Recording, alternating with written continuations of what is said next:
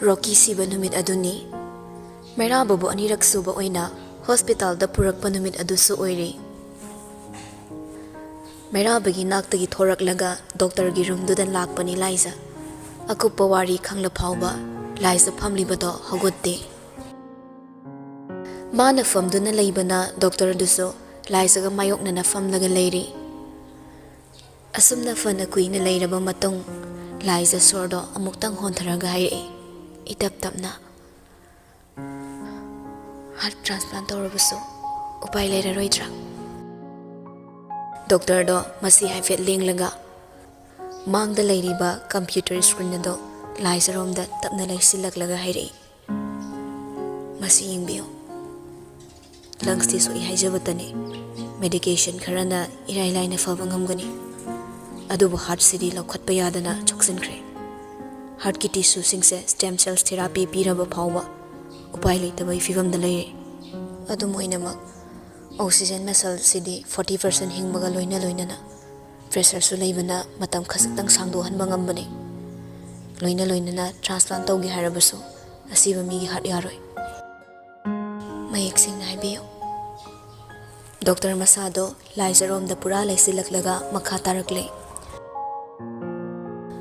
Scientist sing na tawba study amagi makhada accidentally siba mi amagi heart se chawrak na 24-hour day function to halaga thambe aduga transplant tawgi harabadi within 4 hour gi manung da tawgadaba masi aseng mamangni karigumba makhoi ni hinglinge heart ki problem amata leiramdrabadi makhoi heart to transplant tawraga mi amada haplaga mi do ahen ba care lauraga tagat tek na hingan bangamme adobo ining thaugi sidi yamna rare oiba case ni sokchin behen kibana karamba matamda sor lep kini haiba ngamde asiba mi amadagi heart to hekta lauthoklaga hapa yabagi case oidre haplabaso physical health yamna singba ahingba mi amadagi hapa natana upay leseraroi thinglamba mapido tapna sintharakli Liza khanjel thoktana bohona bada mamaido nontharaga khangi iliba figi fizi duda makhuna chena paisilaga nokmi tapna soli upay amadi leiri ko doctor do Liza da nungai tana yengli mana yengna Liza mapido taithoklaga iting hairi atoma da heart transplant tawna basem sabiyo doctor na tawgada test kiso thorang pumbasin biyo aduga mana napino aibadi yaba natra wahai da doctor Liza da chingna na yengi adubu hangliba wahangdugi paukhum di pidaba yadabana khanginglibado sandokna tai yabagi di yai adubu nupi amana nupagi donor oibusi patient adugi survival rate yam nemi oithokti haibadi leite adubu irailai no oibusu yade Liza khangning na hangi wasi marik chumna haibiyoba doctor na tasing na hairabadi heart se nupadagi nupin hene strong oiba hele mioi bai khoigi heartbeat se per minute approximately 72 beats ne aduga beat natraga pulse ranks ase 60 to 100 fawba normal ne oithokpa yabale aduga masi gender gi oina tongan bale yamna ngak amana nupina nupadagi heartbeat se hena thuba hele aduga adult male amagi heartbeat se per minute 70 to 72 beats ne aduga normal adult female amada 78 to 82 beats ne masina haibadi nupagi heart tagi nupigi heart ne hena pi nupagi beats adu yobo ngamdaba honabada beat masing na nupini hen bani adum oinaba cardiac size manarabadi irai line transplant tawbagi oithokpusu lei Liza ngahak tumin leiramlaga tapna mo hangi cardiac size manadaba su leibra karigumba manaradi makhal amadagi test tawdrabaso irai line transplant tawba yagadra doctor makoktu tapna hairaga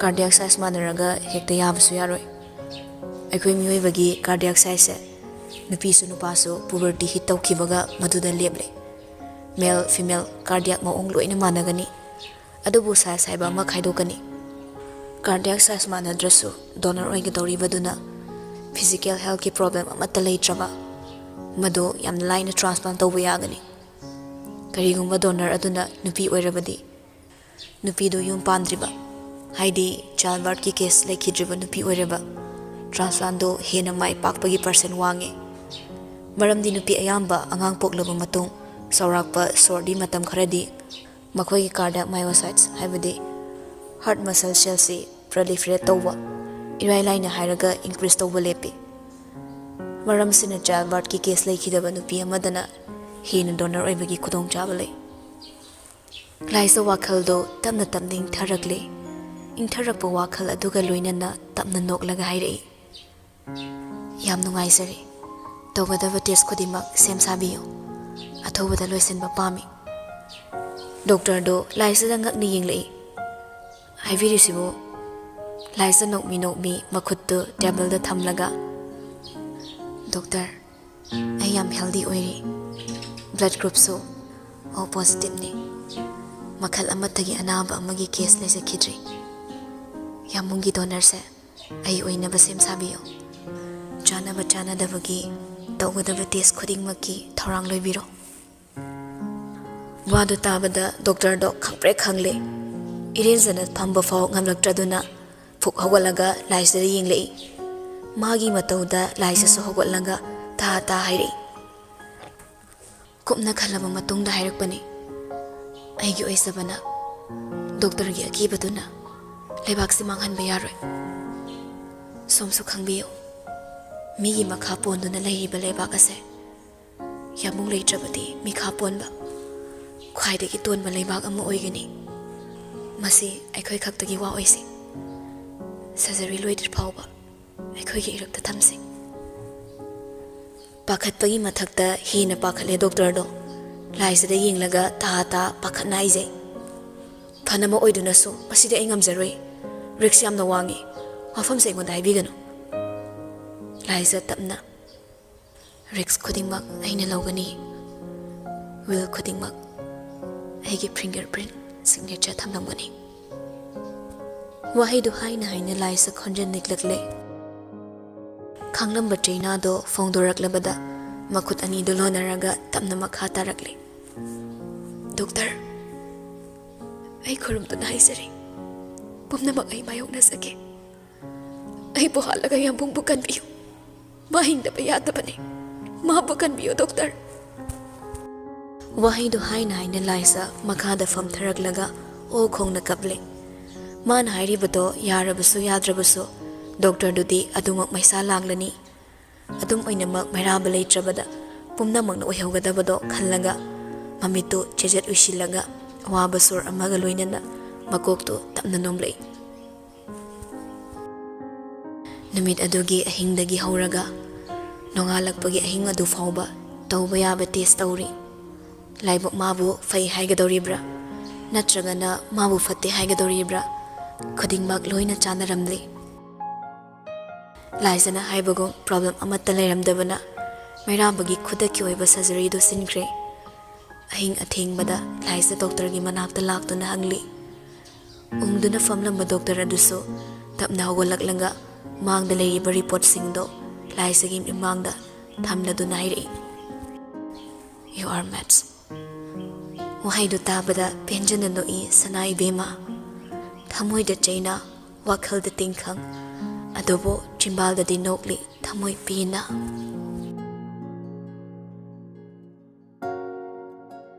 surgery numit adugi nongalam daidagi laisa semsa bhaukre manungdana laisa hana pusilaga BP amadi heart rate check tawduna normal ohelaga thammi atopa henba kana su changhanda jackson na leiriba OT room aduda mairababu insilakle laisa na hipliba bed adugi hekna kanda mairaba hipliba trolley bed adusu leiri gyan manglaga asibagum leiriba mairababu leiduna muktang yinglammi laisa aroiba oina nungsina yengna mairabagi makhutto magi makhutna tapna laplaga gyan manglaba magi khutsado china paisilli chimbaldana nokmi miludana pirang ihauna nasun pikna suli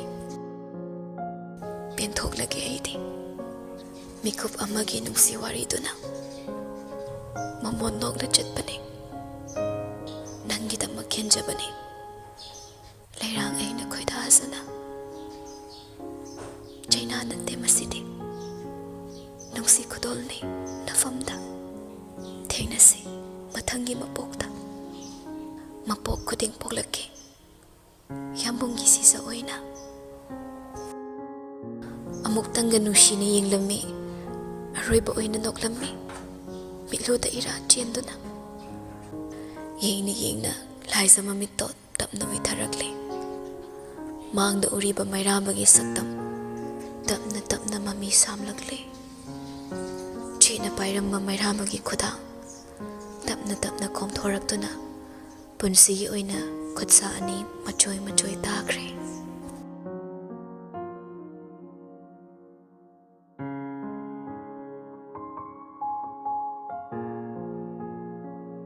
surgery ꯅꯨꯃꯤꯠ ꯑꯗꯨꯅꯤ operation ꯍꯦꯛ ꯂꯣꯏꯕꯒ ꯃꯅꯨꯡꯒꯤ ꯋꯥꯔꯤ ꯈꯪꯗ꯭ꯔꯤꯉꯩ ꯃꯩꯔꯥꯕꯒꯤ surgery ꯃꯥꯏ ꯄꯥꯛꯂꯦ ꯍꯥꯏꯗꯨꯅ ꯇꯥꯏꯕꯪ ꯁꯔꯥꯁꯜꯂꯛꯂꯦ ꯄꯥꯎꯗ social ꯃꯤꯗꯤꯌꯥꯗ ꯃꯊꯪ ꯃꯊꯪ ꯐꯣꯡ ꯐꯣꯡ ꯁꯥꯅ ꯆꯩꯈꯥꯏꯔꯛꯄ ꯑꯣꯏꯕꯅ ꯅꯟꯗꯣ ꯍꯣꯏꯁꯨ ꯄꯥꯎ ꯇꯥꯔꯦ ꯍꯔꯥꯎꯕꯅ ꯊꯠꯀꯠꯈꯤꯗꯨꯅ ꯅꯟꯗꯣ ꯀꯣꯏꯂꯥꯎ ꯂꯥꯎꯏ ꯍꯥꯏ ꯅꯥꯎꯕ ꯅꯪꯕꯨ ꯂꯣꯏꯁꯤꯟꯅꯕ ꯇꯧꯅꯦ ꯍꯣꯁꯄꯤꯇꯥꯜ ꯆꯠꯁꯤꯅꯦ ꯅꯕꯥꯏ ꯏꯃꯨꯡꯒꯤ ꯁꯔꯖꯔꯤꯗꯣ ꯃꯥꯏ ꯄꯥꯛꯂꯦ ꯍꯥꯏꯔꯤꯁꯤ ꯇꯥꯗꯕ꯭ꯔꯅꯦ ꯅꯪꯕꯣ ꯅꯥꯎꯕꯁꯨ ꯍꯥꯊꯨ ꯍꯥꯊꯨ ꯃꯥꯡꯒꯣꯜ ꯆꯧꯊꯣꯔꯛꯂꯒ ꯍꯥꯏꯔꯛꯏ ꯑꯩꯁꯨ ꯉꯁꯥꯏꯅ ꯄꯥꯎ ꯇꯥꯕꯗꯒꯤ ꯂꯣꯏꯁꯤꯜꯂ ꯂꯩꯖꯔꯕꯅꯤ ꯑꯗꯣ ꯚꯥꯏ ꯌꯥꯏ ꯅꯣꯡꯁꯨ ꯊꯤꯠꯂꯤ ꯊꯤꯠꯂꯤ ꯆꯨꯏ ꯀꯃꯥꯏ ꯇꯧꯁꯤꯒꯦ ꯃꯣꯏ ꯂꯩꯔꯤꯕꯁꯤꯡꯁꯤꯗ ꯊꯤꯟꯕꯤꯌꯨ ꯍꯥꯏꯒꯗ꯭ꯔꯥ ꯅꯟꯗꯣ ꯃꯐꯤ ꯁꯦꯝꯂꯒ ꯅꯪ ꯉꯥꯡꯗꯅ ꯂꯩꯍꯧꯔꯣꯀꯣ ꯑꯩ ꯀꯅꯥꯝꯇ ꯉꯥꯏꯕ ꯉꯝꯂꯔꯣꯏ ꯅꯁꯤꯗꯨ ꯇꯧꯐꯝ ꯑꯃ ꯈꯪꯂꯝꯃꯔꯣꯏꯅꯦ ꯏꯁꯥꯒꯤ ꯃꯅꯥꯛꯇ ꯌꯥꯝ ꯊꯨꯅ ꯌꯧꯕ ꯄꯥꯝꯃꯤ ꯉꯥꯡꯅ ꯉꯥꯡꯅ ꯅꯟꯗꯣ ꯃꯥꯡꯒꯣꯜꯗꯒꯤ ꯄ꯭ꯔꯞ ꯄ꯭ꯔꯞ ꯀꯨꯝꯊꯩ ꯅꯥꯎꯕꯁꯨ ꯅꯟꯗꯣꯗ ꯌꯦꯡꯂꯒ ꯇꯨꯡ ꯏꯟꯅꯔꯛꯏ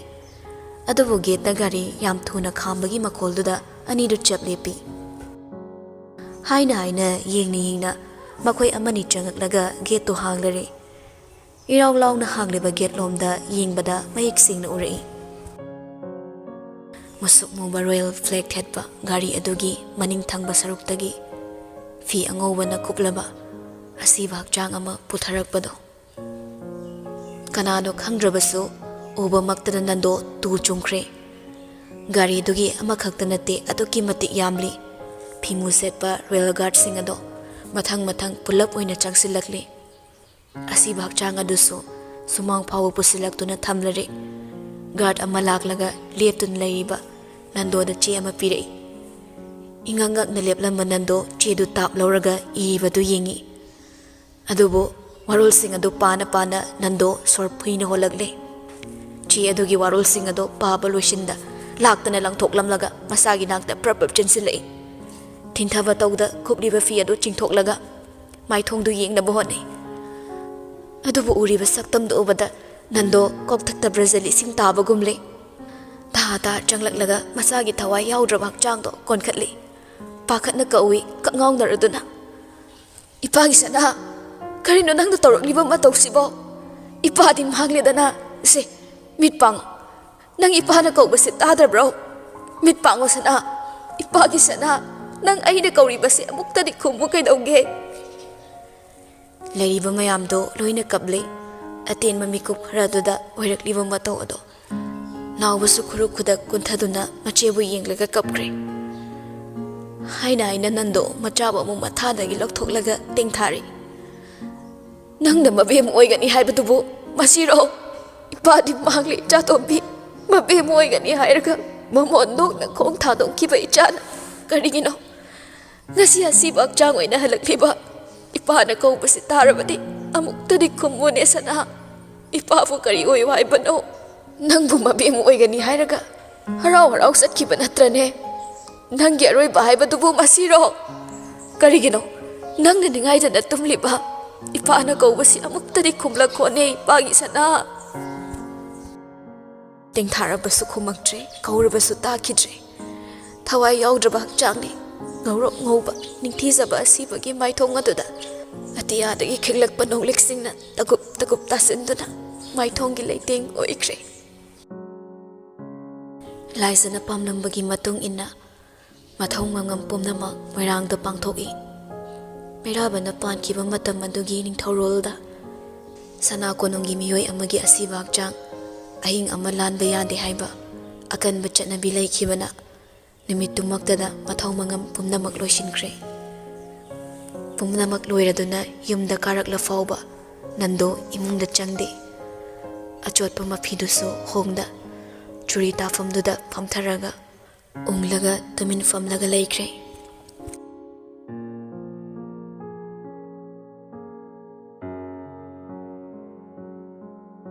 ꯄ꯭ꯔꯖꯦꯟ ꯇꯥꯏꯝ ꯉꯁꯤꯗꯤ ꯃꯆꯥꯒꯤ ꯂꯩꯍꯨꯟ ꯅꯨꯃꯤꯠꯅꯤ꯫ ꯅꯨꯃꯤꯗꯥꯡ ꯋꯥꯏꯔꯝ ꯑꯣꯏꯔꯛꯄꯅ ꯂꯥꯡꯅꯔꯝꯕ ꯄꯨꯝꯅꯃꯛ ꯏꯛꯁꯤꯛ ꯁꯤꯛꯈ꯭ꯔꯦ꯫ ꯃꯤꯀꯨꯞ ꯑꯗꯨꯕꯨ ꯍꯦꯟꯅ ꯆꯤꯛꯍꯜꯂꯒꯦ ꯃꯇꯥꯒꯨꯝ ꯃꯥꯏꯀꯩ ꯃꯔꯤꯗꯒꯤ ꯍꯧꯔꯛꯄ ꯑꯃꯨꯕ ꯅꯣꯡꯒꯤ ꯃꯄꯩꯅ ꯅꯣꯡꯖꯨ ꯑꯣꯏꯅ ꯍꯩꯊꯔꯔꯦ꯫ ꯆꯤꯛꯂꯕ ꯀꯅꯥ ꯂꯩꯇ꯭ꯔꯕ ꯃꯇꯝ ꯑꯁꯤꯗ ꯅꯟꯗꯣ ꯃꯥꯡꯒꯣꯜ ꯃꯆꯤꯗꯨꯗ ꯐꯝꯂꯒ ꯂꯩ꯫ ꯅꯥꯀꯟꯗꯅ ꯂꯩꯔꯤ ꯑꯉꯧꯕ ꯐꯤ ꯊꯥꯗꯨꯅ ꯃꯩꯔꯥ ꯀꯠꯂꯒ ꯅꯤꯡꯊꯤꯖꯅ ꯁꯦꯝꯂꯤꯕ ꯁꯩꯖꯥ ꯃꯊꯛ ꯑꯗꯨꯗ ꯃꯆꯥꯒꯤ ꯃꯃꯣꯟ ꯅꯣꯛꯄ ꯃꯥꯏꯊꯣꯡꯒꯤ ꯃꯃꯤ ꯑꯣꯏꯅ ꯊꯝꯂꯤꯕ ꯐꯣꯇꯣ ꯑꯗꯨꯗ ꯃꯨꯟꯅ ꯉꯥꯏꯍꯥꯛ ꯌꯦꯡꯂꯝꯂꯒ ꯅꯟꯗꯣ ꯃꯈꯨꯠꯇ ꯄꯥꯏꯔꯤꯕ ꯆꯦꯗꯣ ꯑꯃꯨꯛ ꯇꯞꯅ ꯐꯥꯛꯂꯒ ꯌꯦꯡꯉꯤ꯫ ꯅꯨꯃꯤꯠꯇꯨꯗ ꯅꯣꯡꯂꯤꯛꯅ ꯆꯣꯠꯈꯤꯕꯒꯤ ꯏꯔꯝꯂꯤꯕ ꯃꯌꯦꯛ ꯈꯔ ꯆꯥꯏꯔꯕꯁꯨ ꯋꯥꯍꯩꯗꯤ ꯃꯄꯣꯞ ꯀꯥꯏꯗ ꯂꯩꯕꯅ ꯅꯟꯗꯣ ꯍꯟꯖꯤꯟ ꯍꯟꯖꯤꯟ ꯄꯥꯔꯤ꯫ ꯉꯁꯤꯁꯨ ꯑꯃꯨꯛ ꯄꯥꯔꯤ ꯃꯆꯥꯒꯤ ꯆꯩꯅꯥ ꯐꯪꯂꯕ ꯑꯔꯣꯏꯕ ꯋꯥꯍꯩꯁꯤꯡ ꯑꯗꯣ꯫ ꯋꯥꯔꯣꯜꯅ ꯑꯁꯨꯝꯅ ꯏꯔꯝꯂꯤ: ꯕꯕꯥ, ꯑꯩꯁꯦ ꯂꯝ ꯌꯥꯝ ꯍꯦꯟꯗ꯭ꯔꯥ? ꯕꯕꯥꯅ ꯇꯣꯏꯅ ꯍꯥꯏꯕ ꯑꯩꯕꯨ ꯂꯝ ꯍꯦꯜꯂꯤ ꯍꯥꯏꯕꯗꯣ ꯉꯁꯤꯗꯤ ꯌꯥꯝ ꯆꯨꯝꯂꯛꯄꯒꯨꯝ ꯇꯧꯏ꯫ ꯂꯝꯍꯦꯟꯕꯤ ꯅꯆꯥꯕꯨ ꯃꯇꯝ ꯀꯨꯏꯅ ꯅꯤꯡꯁꯤꯡꯕꯤꯒꯅꯨ꯫ ꯅꯨꯡꯁꯤꯕꯒꯤꯗꯃꯛ ꯃꯤ ꯍꯥꯠꯂꯕ, ꯅꯨꯡꯁꯤꯕꯒꯤꯗꯃꯛ ꯊꯋꯥꯏ ꯊꯥꯔꯕ, ꯄꯨꯛꯆꯦꯜ ꯄꯤꯛꯄꯤ ꯏꯁꯥꯒꯤꯗ ꯈꯜꯂꯒ ꯍꯤꯡꯂꯝꯕ ꯅꯆꯥꯕꯨ ꯀꯨꯏꯅ ꯅꯤꯡꯁꯤꯡꯕꯤꯒꯅꯨ꯫ ꯑꯗꯨꯕꯨ ꯕꯕꯥ, ꯄꯨꯟꯁꯤꯅ ꯂꯩꯔꯣꯜ ꯆꯜꯂꯝꯗꯥꯏ ꯃꯇꯝ ꯑꯃꯗꯤ ꯇꯠꯇꯅ ꯅꯤꯡꯁꯤꯡꯂꯤ꯫ ꯑꯗꯨꯉꯩ ꯃꯇꯝ ꯕꯕꯥꯅ ꯑꯩꯕꯨ ꯅꯍꯣꯡ ꯁꯥꯗꯨꯅ ꯄꯣꯔꯒ ꯑꯊꯦꯡꯕ ꯊꯥꯕꯜ ꯈꯨꯗꯤꯡ ꯏꯃꯥꯕꯨ ꯅꯤꯡꯁꯤꯡꯂꯒ ꯀꯞꯈꯤꯕꯗꯣ, ꯏꯃꯥꯅ ꯄꯤꯔꯝꯕ ꯆꯩꯅꯥ ꯑꯗꯨꯒ ꯆꯞ ꯃꯥꯟꯅꯅ ꯉꯁꯤꯗꯤ ꯅꯆꯥꯅ ꯌꯥꯝꯕꯨꯡꯒꯤ ꯃꯐꯝꯗ ꯆꯩꯅꯥ ꯑꯃ ꯈꯨꯠꯁꯤꯟꯅꯖꯔꯝꯂꯦ꯫ ꯑꯗꯨꯕꯨ ꯃꯇꯝ ꯑꯗꯨꯗ ꯕꯕꯥꯒꯤꯗꯤ ꯑꯩ ꯂꯩꯈꯤ, ꯌꯥꯝꯕꯨꯡꯒꯤꯗꯤ ꯆꯣꯡꯂꯤꯕ ꯃꯤꯍꯨꯜꯗꯨ ꯅꯠꯇ ꯑꯩꯅ ꯀꯅꯥꯁꯨ ꯊꯝꯕꯤꯔꯝꯗ꯭ꯔꯦ꯫ ꯃꯤꯀꯨꯞ ꯑꯁꯤ ꯐꯥꯎꯕ ꯌꯥꯝꯕꯨꯡꯒꯤꯗꯃꯛ ꯈꯜꯂꯤ ꯍꯥꯏꯕꯒꯤ ꯅꯆꯥꯕꯨ ꯉꯥꯛꯄꯤꯌꯨꯀꯣ ꯕꯕꯥ꯫ ꯊꯋꯥꯏ ꯑꯁꯤꯅ ꯃꯕꯦꯝꯃ ꯁꯤꯖ ꯑꯣꯏꯅ ꯃꯥꯡꯈ꯭ꯔꯕꯁꯨ ꯍꯛꯆꯥꯡꯅ ꯂꯩꯔꯣꯜ ꯆꯟꯕꯗꯤ ꯕꯕꯥꯒꯤ ꯅꯆꯥ ꯁꯅꯥ ꯑꯣꯏꯅ ꯆꯟꯖꯒꯦ꯫ ꯑꯄꯣꯛꯄ ꯅꯪꯒꯤ ꯃꯤꯅꯨꯡꯁꯤꯅ ꯏꯃꯥ ꯌꯥꯎꯗꯅ ꯍꯤꯡꯂꯛꯄ ꯄꯨꯟꯁꯤ ꯑꯃꯒꯤ ꯑꯍꯥꯡꯕ ꯀꯔꯤꯅꯣ ꯈꯪꯖꯈꯤꯗꯦ꯫ ꯑꯩꯅ ꯅꯤꯡꯉꯥꯏ ꯇꯧꯕ ꯈꯨꯗꯤꯡ ꯅꯍꯣꯡ ꯁꯥꯗꯨꯅ ꯄꯣꯔꯒ ꯑꯩꯕꯨ ꯁꯨꯝꯕꯤꯈꯤꯕ ꯉꯁꯤꯁꯨ ꯕꯕꯥꯒꯤ ꯅꯈꯨꯠꯃꯛꯅ ꯅꯆꯥꯕꯨ ꯁꯨꯝꯕꯤꯔꯣ꯫ ꯑꯩ ꯇꯨꯝꯅꯤꯡꯂꯦ ꯕꯕꯥ, ꯑꯩꯅ ꯇꯨꯝꯗ꯭ꯔꯕꯗꯤ ꯌꯥꯝꯕꯨꯡ ꯃꯤꯀꯞ ꯊꯣꯛꯂꯔꯣꯏ꯫ ꯑꯔꯣꯏꯕ ꯑꯣꯏꯅ ꯅꯆꯥꯒꯤ ꯑꯁꯤꯕ ꯍꯛꯆꯥꯡꯁꯦ ꯂꯠꯅꯗꯅ ꯂꯧꯁꯤꯟꯕꯤꯌꯨ꯫ ꯕꯕꯥꯒꯤ ꯅꯆꯥ ꯁꯅꯥ꯫ ꯋꯥꯍꯩꯁꯤꯡꯗꯨ ꯄꯥꯕ ꯂꯣꯏꯔꯛꯄꯗ ꯅꯟꯗꯣ ꯈꯣꯟꯖꯦꯜ ꯈꯖꯤꯛ ꯊꯣꯛꯅ ꯀꯞꯊꯣꯔꯛꯂꯤ꯫ ꯆꯦ ꯑꯗꯣ ꯆꯦꯠꯅ ꯄꯥꯏꯁꯤꯜꯂꯒ ꯆꯥꯛꯅ ꯁꯣꯜꯂꯤ ꯃꯆꯥꯕꯨ ꯅꯤꯡꯁꯤꯡꯂꯒ꯫ ꯏꯄꯥꯒꯤ ꯏꯕꯦꯝꯃ, ꯅꯪꯒꯤ ꯌꯥꯝꯕꯨꯡꯁꯤ ꯏꯆꯥꯅ ꯑꯗꯨꯝ ꯅꯨꯡꯁꯤꯕꯣꯏꯔꯦꯀꯣ꯫ ꯅꯤꯡꯉꯝꯗꯦꯗꯀꯣ ꯏꯄꯥꯒꯤ ꯅꯥꯏꯇꯣꯝ ꯁꯥꯠꯄꯤ꯫ ꯅꯄꯥ ꯑꯩꯕꯨ ꯀꯅꯥ ꯌꯦꯡꯂꯒ ꯍꯤꯡꯈꯣ ꯍꯥꯏꯕꯅꯣꯅꯦ? ꯆꯩꯅꯥ ꯑꯃꯒꯤ ꯃꯊꯛꯇ ꯆꯩꯅꯥ ꯑꯃ ꯅꯟꯁꯤꯜꯂꯛꯂꯤ꯫ ꯁꯤꯠꯄ ꯃꯈꯩ ꯍꯧꯅ ꯈꯥꯝꯈꯤꯕ ꯘꯥꯔꯤꯒꯤ ꯈꯣꯟꯖꯦꯜ ꯑꯗꯨꯗ ꯅꯟꯗꯣ ꯀꯞꯂꯝꯕꯗꯣ ꯈꯖꯤꯛ ꯇꯞꯊꯔꯒ ꯃꯃꯥꯏꯗꯣ ꯍꯩꯒꯠꯅ ꯌꯦꯡꯂꯛꯄꯅꯤ꯫ ꯑꯗꯨꯕꯨ ꯇꯍꯥ ꯇꯍꯥ ꯆꯪꯂꯛꯂꯤꯕ ꯃꯤꯁꯛꯇꯨ ꯎꯕꯗ ꯐꯝꯂꯝꯕ ꯅꯟꯗꯣ ꯄꯨꯛ ꯍꯧꯒꯠꯇꯨꯅ ꯂꯦꯞꯄꯤ꯫ ꯒ꯭ꯌꯥꯟ ꯏꯇꯥ ꯇꯥꯗ ꯆꯪꯂꯛꯄ ꯃꯩꯔꯥꯕꯁꯨ ꯅꯟꯗꯣ ꯂꯦꯞꯂꯤꯕꯗꯨ ꯎꯕꯗ ꯄ꯭ꯔꯞ ꯄ꯭ꯔꯞ ꯆꯦꯟꯁꯤꯜꯂꯛꯇꯨꯅ ꯍꯪꯉꯤ ꯄꯥꯎꯈꯨꯝ ꯐꯪꯂꯔꯣꯏꯗꯕ ꯋꯥꯍꯪ ꯑꯗꯣ꯫ ꯕꯕꯥ, ꯁꯤꯖ ꯂꯩꯈꯤꯕ ꯅꯠꯇ꯭ꯔꯥ? ꯑꯃꯨꯛꯇ ꯀꯧꯊꯣꯛꯄꯤꯌꯨ, ꯑꯩ ꯂꯥꯛꯑꯦ ꯍꯥꯏꯕꯤꯌꯨ꯫ ꯀꯗꯣꯝꯗ ꯂꯩꯈꯤꯕꯅꯣ ꯃꯥꯕꯣ? ꯌꯥꯝꯕꯨꯡ ꯂꯥꯛꯍꯧꯋꯦ ꯍꯥꯏꯕꯤꯌꯨ ꯕꯕꯥ꯫ ꯅꯟꯗꯣ ꯄꯥꯎꯈꯨꯝ ꯑꯃꯠꯇ ꯄꯤꯕ ꯉꯝꯗ ꯅꯣꯟꯊꯔꯒ ꯀꯞꯂꯦ꯫ ꯃꯇꯧꯗꯨꯗ ꯃꯩꯔꯥꯕ Nandodagi masado khazikhtang laithokhlaga yum manungda onsillaga khonjel kalap lawi tathak nikladuna Shija yamung lae matam si thengle de nangbo kuine leiroise yumda chase ai nangbu lawba lakpane tabro Shija nang yamung da kobase tabro tare yambung haiduna nokmi sen thora kadra khallubado manungdagi pakhum matta phangdrabada thayonare asum lepaga mangtraduna meraba yum manungda khonglei thuna changselakli ka khuding changduna yengli Laisabu kauduna thiri adubu kaurba sukhuma khidre mabulaknagi khanna lotuna leram basu tau khidre mafam khuding thiduna so magi Shija ukidre Laisabu phangmalaktrabada meraba mapanda ta mu tholaktuna nandogi nakta changli amuksu hangi langtaknana nandogi papum ani do pairaga baba Shija kadai chatkige haibiyo baba aina lakpase themallena maibu warokduna lotkibra ai lakle habiyo baba yamungna lawba lakle haidana mabu thimduna pubiro karigi tumi leibirino habiyo baba aigi sanadubu kadai lekige nando pakhumdi piba ngamda kapna mamaidu leithoklaga laisigi saijatuda nungsina yengi langtaknana wahang khanglamba mairaba nandogi mityengdu tung inarakle kasai makhing siludabana urudabani saijatuda laisigi photo thamlaga asibagi magun ngaklibado meraba ngayakti munna yengi saktamado mitna urabasu nakongna tarabasu thamoi manadi ma hingli haina ayet papirabada proverb changsilaklaga laizagi photo do makhutna paikhatuna mathada concentrate hangnaba mikupta saijadu da tharamba fi angauba duk maira haileina chingmado tap pairaga safu amaga loinana amamamta maikei khangda langthokpa horakle mataudu uranga magi tung ilaklaga sumangde leplamba boy robot ani do praprup ka khalaklaga meraba wo fana bonne boy khonjel nikna meraba kaina nang tori sibo se toide adumai togon toide ai bane meraba tade ani do na phari bato muktina na thokna bonne ai bu faga robot ma chat ki tore robot ai bu faga ai kam ki robot asumda tawrbadi masat pangamloi ai mabu khablibane Shija nang yamuk na kaubase khumla roitro ai na kaubase nang tana nang na chalise kadai dano nang chatkino Shija nang yaudana yamuk karam na hingo haibano yamuk gi sana nang buai na haiba sin gani haiba tai ai ram batai ai na kaubase nang amuk ta khumu kai dauge matawado kanana su yengba ngamnadre Lariba nupasingdo khonjel thokna kaple adubu chakliba mayamgi marakta khwaidagi hena chaklaba madi khurukhuda kuntharaga khonjel thokna kaptuna kaurakle mabu thiba fanglaktrabada thamhoina sumanakta lakriya zarabagum hanjin kaurakle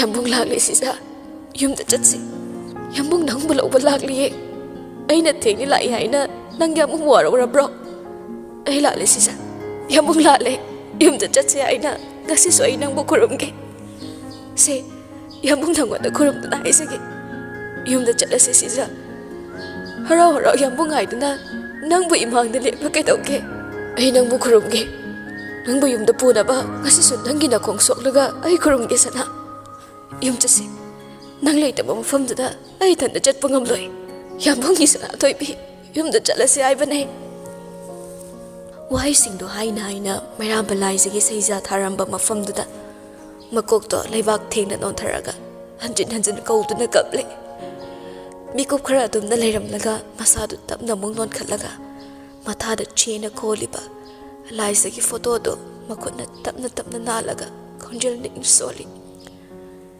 sigi saktam se amuk hana uwa fangna roitra yambung haiduna nangna nushina kaubado ai punsi ki tawa fangla roitro nang na chali do yam la pesana nang na thanda chat pangamloi yambung ga punna chatse mi na uda valam dam duda nang na dom chat khraga yambung na liptana yengau gatra punsi bu bidai pining laklaba mi kupsida ai gi mi mangda leplaga yambung haiduna mukta da kaurak khone Shija Yabung nang bu da ba kuire. Ai nang bu ning e. Matau do yinghei dre. Mikap mirau kholga loinana tap tap tari banongsu ani punduna mikuf adugi leiting oikre. Sapam khairaba magi matau do Robert ying mangamlap traduna. Changsillabaga merababu themjinbi konsinbiraga. Masu kapli nason pingna. Meraba, nang butok lo kaidauge. Aikoy nangin na daw si ying mangamtre. Themjabatani mikuf asida kanagi themjin wahi ama magi wakalda changani. Amuk hanna halaklaroi-daba mabu thamoy na piyo ningay tawrabada kanana theba ngamgani. Masi oire ko miyoy ba ikoygi asing basaktam. Asi bahay ba wahay asina punsida khwaidagi achumba wahay ama oiraklabada. Aikoygi oiba kanana ahibu ningsinglaga tingthaogani. Ahibu ningsingduna lelhaugani. Ahan akon na thayduna punsi sintha loiraba aikoyna. Ut-onduna makigani. Aikoygi thawai manga miga thana taruk loinabaga taretmak tinkigani isingda nungsitta lengni paliba khudingda. Mahusagi khudol amattana phajin punsinduna thamba ngamdraba asiba kauba mana thongzilda leplabada taibang thadokningdaba ningai tawriba thawai amagi maichakpo asibana karam khangbigani. Punsi haiba punsi nang asimok nungsiba mafam kaidagi lauruni tamma ngamdraba nangi mapokni. Khutsali sing palabaso khut thektuna paba ngamlaroidaba prithibigi khongchat asida atein mai mikup khara asimati mamon noktuna hinglamo ningamdaba haibato leitana nongmadi mutkigani nangi naming malim leimai asida nahak hinglammi kaukigani. Nungsiba tamo nangi athiba punsi penthokpa hayo nangi awaba mapo taruno taibangi choirol punsiba phajillaga thamganu samaski akhoba mitingda pumdamakna loiraklabada nang haiba nangtani nangidamak lehaugadaba.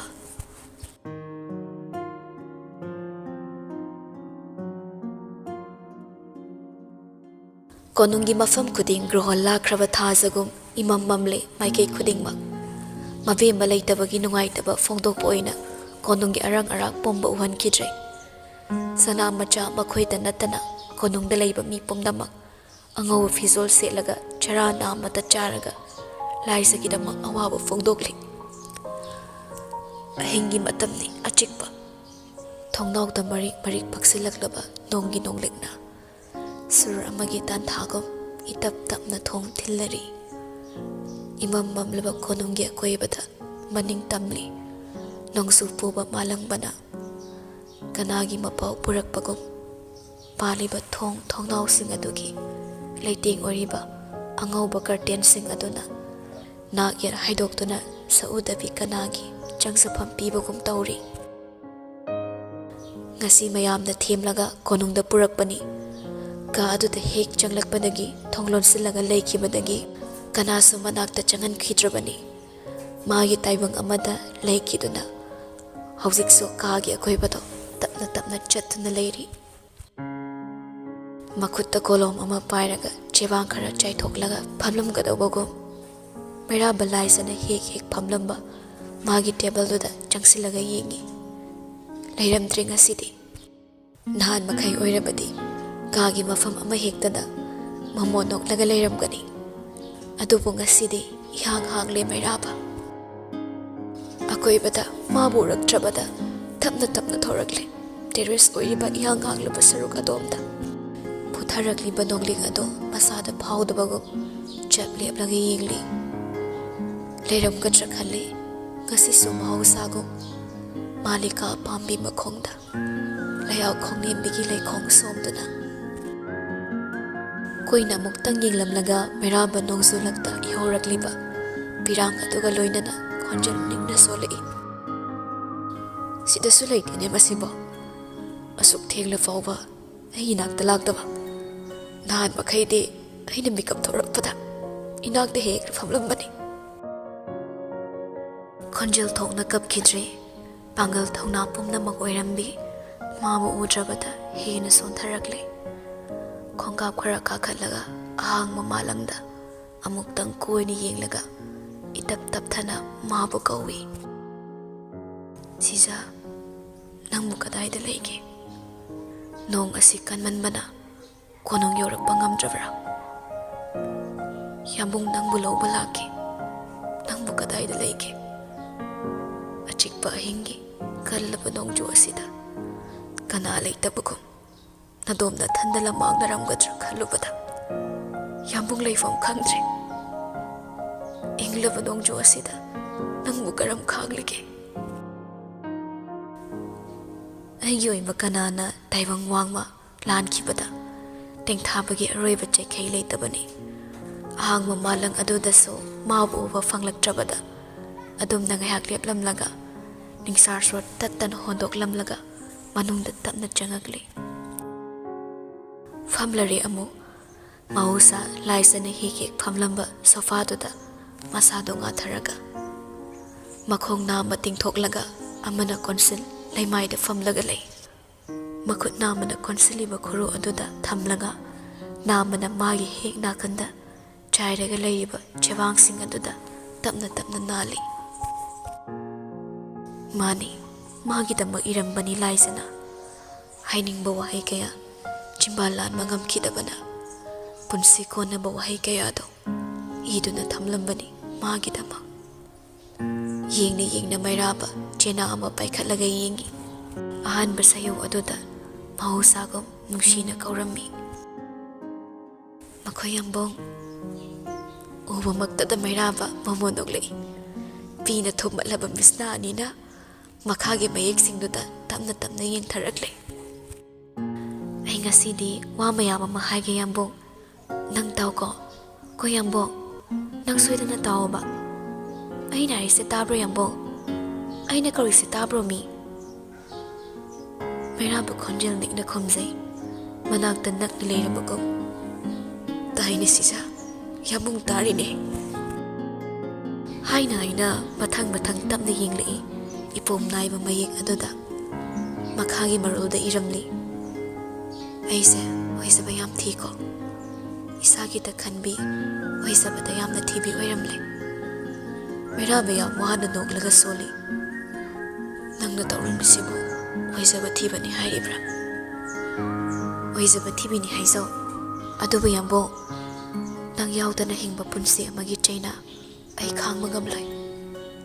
Ai chaina do yamna kise nang yaudaba punsi nang leitaba sangsar amada ai mikuf ama phauba sorse holaga hingba ngambani haiba thasade. Chaina se yambong nangi sarok oyo ai di khangma ngamloi nang leitaba sangsar sida ai hingba ngamloi. Yaurakliba pirang ado maning tamna sintahalaga mairaba sor tamna honthai pairamba chena adu thamkraga atopa chena amamu paikhatlaga yengi.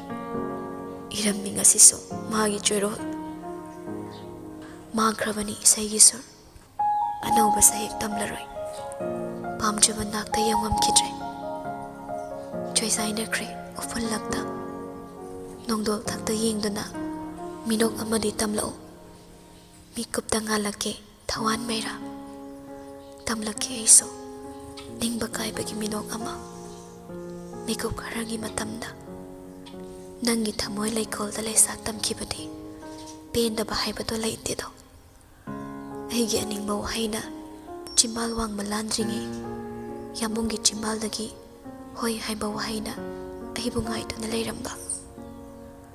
Nangi nungsibana mamal oina laikhraba aigi thawaisina nangi tamaka thokpadi pendaba bu leitedo.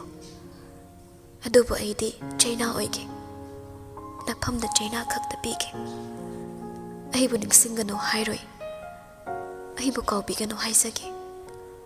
Mikup khodik holi basur adugi tantha khodik nang aibu ningsingduna hinglao adugi yambo nang nupi longano nang kanasa nungsiba yaroi nang de ai khakta nungsigadabani.